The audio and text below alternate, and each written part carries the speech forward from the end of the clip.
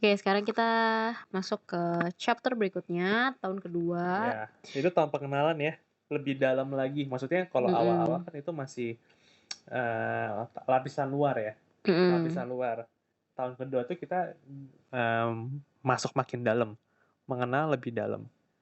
Dan di Mm-mm. situ kita banyak banget ngobrol. Ngobrolnya bukan ngobrol cinta-cintaan, tapi ngobrol yang berat-berat. Jadi sebenarnya gue pengen highlight sections ini tuh kayak cinta beda budaya. Gue Batak, dia Cina, bayangkan. Dua-duanya kebudayaan yang kuat. Gue anak pertama, cucu pertama. Anak pertama juga, cucu pertama juga. Jadi kalau di Batak tuh udah kayak dicoret kau dari keluarga. Jadi sebenarnya kalau buat ini singkat aja, gue nggak akan ke napak tilas ke perjalanan gue beda budaya ini. Cuman satu yang mau gue pesenin buat cewek cowok di luar sana, kalau kalian mau menikah beda suku, satu, harus udah kuat. Cinta itu nomor satu, nomor duanya dilapisi sama kuat. Kuatnya itu karena apa? Karena kalian benar-benar mencintai pasangan itu. Nah, mencintai pasangan itu ketika membela yang beda budaya, itu udah bukan cuma cinta-cinta monyet, tapi karena kamu tahu dia valuable. Nah, itu proses yang panjang menurut aku. Jadi kayak kalau kalian nggak kenal pasangan kalian, you fight for it, kayak useless. Jadi kayak, dan ternyata dia bukan emas yang kamu perjuangkan seberdarah-darah itu di hari lalu gitu. Capek kan? Jadi kalau mau cinta beda budaya, please make sure pasangan kalian itu emang yang kalian pengen hidup sama dia sampai akhir hidup kalian.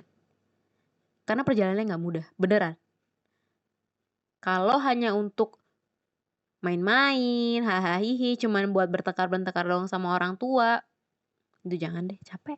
Kasihan pasangannya.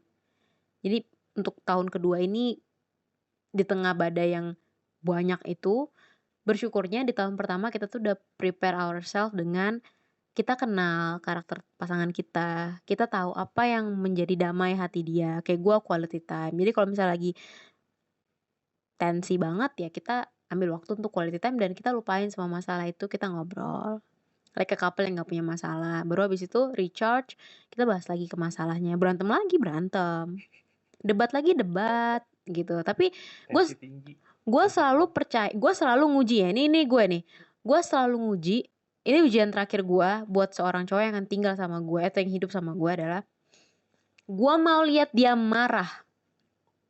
Gue mau lihat dia marah. Oke, kalau dia marahnya bisa gue terima sikapnya, caranya dia marah. Oke, I can live with him. Tapi kalau marahnya enggak gitu, kayak enggak banget, enggak deh. Jadi udah lulus. Terus karena lebih galak aku sih. Nggak, Brian tuh galak, galak banget. Tapi,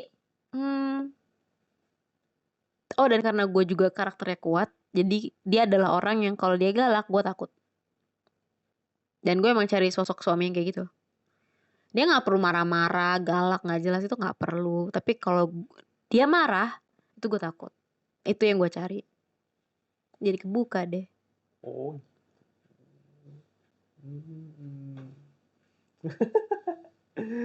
Soalnya almarhum bokap tuh pesan kayak gitu, cari cowok yang kamu respect, yang bisa kamu respect. Karena kalau respectnya aja udah nggak bisa, badai hidup kan makin nambah ya ke depan gitu. Terus kamu nanti akan disrespect dia di depan anak-anakmu gitu. Kasian dong anak-anak nggak punya karakter bapak yang kuat kan, gitu. Jadi tahun kedua itu tahun yang berat buat kita. Ya, mungkin gue tambahin sedikit di tahun kedua kenapa kita bisa seperti itu ya karena kita banyak ngobrol. Banyak banget ngobrol. Bisa sampai sekali telepon tuh nggak mungkin 2 jam ya. Nah, dengan ngobrol itu kita jadi tahu pasangan kita. Kita tahu sudut pandangnya dia. Kita tahu prinsip apa yang dia pegang. Jadi kalau misalnya gue boleh kasih saran sama teman-teman, kalau misalnya kalian pacaran jangan cuma cinta-cintaan melulu. Bahas yang senang-senang mulu.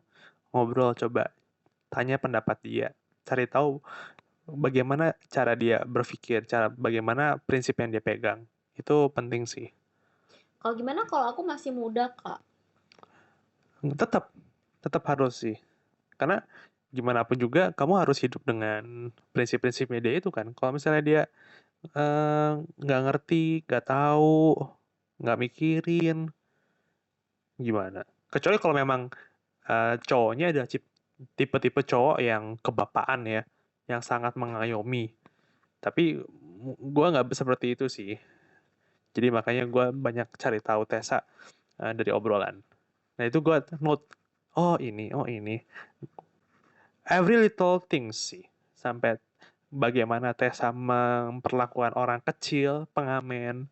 Itu gue perhatikan. Dan itu yang gue take note. Cie.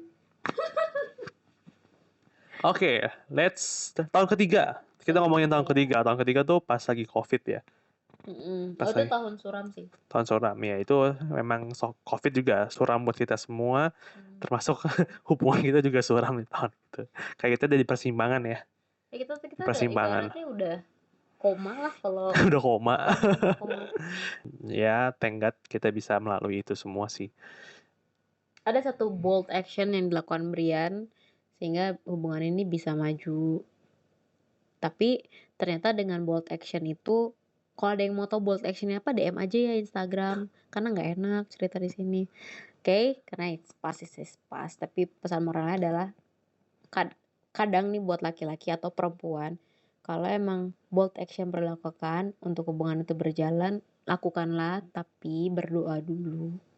Dan pastikan pasangan itu pasangan yang tepat. Berdoa dulu juga, Oh karena iya, kan yang bisa meyakinkan kamu kan hanya Tuhan. Mm-mm.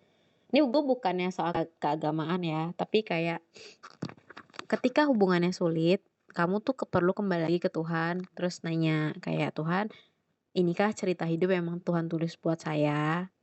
Diakah yang Tuhan lihat akan hidup sama saya? Karena kan kalau aku tuh prinsipnya, kalau emang Tuhan pengen, kejadian. Mau ngelawan kayak gimana, pasti kejadian. Kayak gue berapa kali putus sama dia, tapi ujung-ujungnya balik-balik juga. Itu. Ya antara bucin atau tidak ketemu yang lain ya bos ya, kita berdua ya. Gitu. Jadi tahun ketiga adalah tahun kita dimana koma. Kita nggak ngobrol 3 bulan ya waktu itu ya. Iya. Bener-bener udah kayak literally putus yang Iya. nggak diomongin ya. PSBB 3 bulan, kita juga nggak ngobrol 3 bulan. Ngobrol, tapi on off. Iya, on off. Yes. Bahkan sampai ke tahun keempat itu juga pas udah tunangan, pas udah proceed to wedding day, kita pun masih dapat ujian juga sih. Dan kayak ujian itu nggak berhenti-berhenti buat kita. Sampai yang paling parah, H-7 wedding, gue kena COVID. Itu kacau sih itu. Iya. Dan COVID-nya bukan COVID yang ini ya, bukan COVID yang ringan, yang cuma seminggu sembuh. Ternyata bokap gue lumayan parah kena COVID. Dan itu lumayan berat untuk hubungan kita juga. Kan pas COVID itu juga bokap gue meninggal kan. Nah gue tuh juga mikir kayak gue bakal jadi tulang punggung kan. Nah karena gue tahu hidup gue tuh gak akan sama lagi ketika gue punya orang tua lengkap dan ketika gue jadi tulang punggung gitu. Gue tuh tipikalnya yang kayak di situ gue gak tahu ya, emang gue udah berubah kali ya pada saat momen gue atau bokap gue meninggal, gue udah tahu kayak gue akan jadi tulang punggung keluarga gitu. Di situ mental lu pasti berubah. Ini yang anak tulang punggung pasti tahu lah bagaimana apa yang kan kalian otomatis kalian rasa tuh kalian pasti tahu.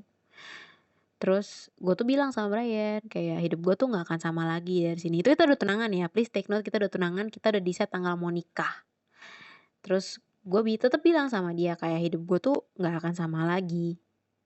Dan gue udah nggak ada energi lagi kalau entertain kelakuan yang menurut gue nggak penting selama persiapan pernikahan. Itu yang gue rasa di situ kayak, karena untuk menjalani hidup setelah bokap pergi aja tuh gue yakin itu udah berat gitu kan. Jadi kayak pasti lu butuh support pasangan yang bener-bener dewasa gitu, yang bukan pasangan yang minta dimengerti lagi gitu. Pasangannya tuh udah langsung elevated their skill untuk jadi lebih dewasa gitu. Dan gue gak fair minta itu dari Brian tiba-tiba kan. That's why gue minta dia pergi. Iya, itu kaget sih. Dan gue usir dia gitu dari hidup gue. Tapi dia bertahan. Dia bilang, dia malah mikirnya, emangnya segitu nggak bisanya ya kamu hidup sama aku? Bukan gua nggak bisa hidup sama lu, tapi lu bisa nggak terima gua saat ini yang kondisinya tuh butuh dirangkul sangat erat gitu kan. Jadi intinya kayak even for the next couple years, lu harus jadi orang yang memeluk gua setiap saat gitu. Gua nggak akan ada energi untuk memeluk lu gitu, karena gua lagi memeluk diri gua sendiri gitu kan. Gue tekanin itu berkali-kali sama dia begitu bokap gue meninggal, dan dia bilang kayak, "Enggak, aku mau di samping kamu." Dan ya proses ini masih berlanjut lah ya, karena gue juga baru menikah. Jadi itu yang proses yang kita alamin di tahun keempat kita pacaran juga, itu nggak mudah sih. Ya memang waktu itu pasti nggak mudah banget sih buat Tessa. Tapi waktu itu gue mikir kayak,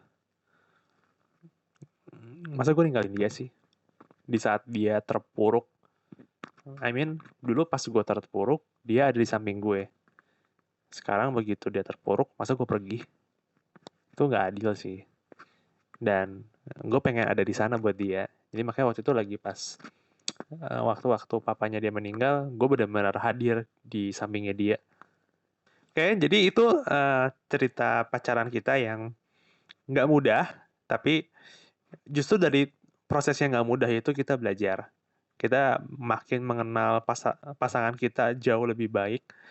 Nggak cuma cinta-cintaan doang, tapi bagaimana kalau kita berantem, kalau kita lagi adu prinsip, dan Aduh banteng. adu banteng. Dan itu semua melengkapi kita sampai hari ini sebagai suami istri. Kalau tadi kita mau cerita tentang kelas cinta ya.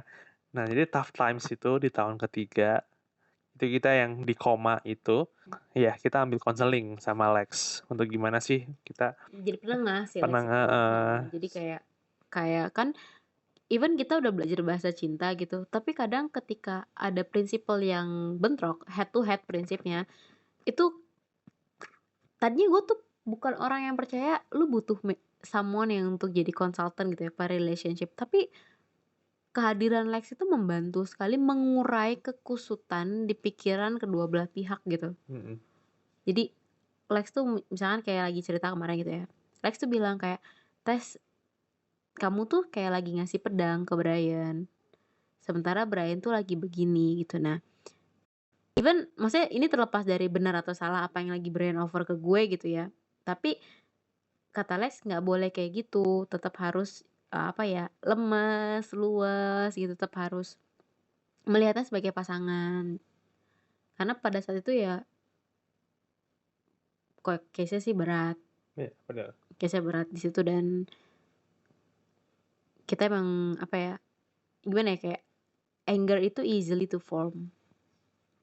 Jadi waktu itu kita sampai minta tolong Lex, konsultasi sama profesional, kita juga konsultasi sama pemuka agama, sama orang teman-teman terdekat kita juga. Jadi satu pesan lagi, satu value lagi buat teman-teman, kalau misalnya lagi ada masalah, itu jangan malu untuk cari pertolongan. Bener? Benar-benar. Jangan malu untuk cari pertolongan, karena itu bisa membantu kalian menyelesaikan masalah itu. Justru kalau misalnya kalian tumpuk terus, takutnya meledak.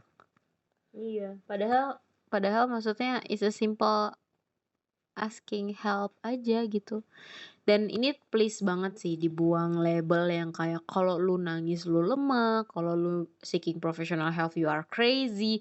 Itu enggak kayak gitu. Iya. Kayaknya kita udah di zaman yang lebih open minded ya. Yes. Kayak kalau ada teman kalian yang hadir dan nangis, ya peluk aja, dengerin aja, dan nggak usah sok-sokan ngasih nasihat tuh kalau buat orang-orang yang nggak ngerti misalkan. Peluk aja, hadir di sana, kasih film-film lawak, ajak makan. Terus kalau kalian rasa kalian punya feedback atau jawaban dari pertanyaan mereka, kasih tapi minta izin. Gue boleh kasih saran nggak? Kadang mereka belum, apalagi perempuan ya, mereka kadang nggak butuh saran, mereka tuh butuh kehadiran. Benar. Ya gimana Bapak? Betul sih. Jadi seperti itu cerita perjalanan 5 tahun kita bersama, pacaran sampai menikah, dan gue mau summarize beberapa poin-poin penting yang kalian bisa gunain untuk kehidupan relationship kalian dalam menemukan pasangan hidup ya. Yang pertama, kalian harus cari tahu pasangan kalian. Jangan malu untuk bertanya, ajak ngobrol, cari tahu point of view-nya dia gimana. Terus ya kayak tadi mungkin kayak gue kasih dia tes psikologi untuk kalian tahu bagaimana love language-nya dia, apa ya sikapnya dia. Cari tahu aja, itu poin bagus untuk mengenal pasangan kalian. Terus juga kedua, Tadi Brian udah bilang kenali diri sendiri, kenali pasangan. Kedua, selalu berdoa, serahkan semua kembali kepada Yang Maha Kuasa, Sang Pencipta. Ketiga, harus punya komunitas yang sehat. ya Harus punya komunitas yang sehat, harus selalu open minded. Kalau emang kalian butuh jasa profesional, ya panggil, calling. jangan malu untuk minta Jangan malu. tolong. Jangan malu minta tolong. Karena kita makhluk sosial, kita manusia. Gitu. Itu aja sih pesan, bukan pesan, itu kesimpulan dari gua. Ya, betul. So, semoga video ini bermanfaat buat teman-teman semua yang mungkin lagi cari pasangan hidup. Atau mungkin yang lagi bermasalah hubungannya. Ya, betul. Sampai jumpa di video selanjutnya. Bye. Bye-bye.